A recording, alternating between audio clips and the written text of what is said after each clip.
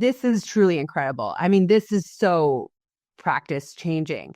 I think just the fact that the 24% are even eligible for this, because it describes so much of our population, the over 7.5% A1C on two or more meds, like so much of the population. So to think that a quarter of those had hypercortisolism, and then those types of people benefit from taking this.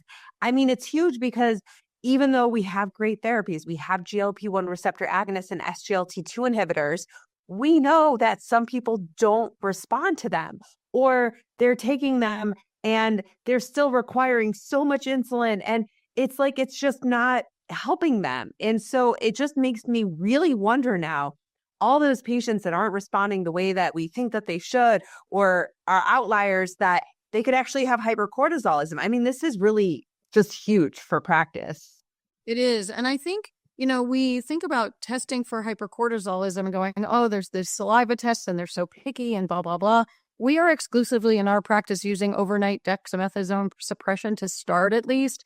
And it is helping a lot to just make it easy. You take this pill around 11 o'clock at night, go straight to bed, wake up in the morning, go straight to the lab, and you draw the cortisol level as well as the dexamethasone level. I need to make sure that the dexamethasone level is in range, that they took it, number one, but number two, that it isn't, that they didn't need a higher level to suppress, right? So we're making the screening easier. We used to have all these different steps. And yes, we may have to get to some of them in between, but we don't have to do all of them at first. So the screening has become easier and more standardized.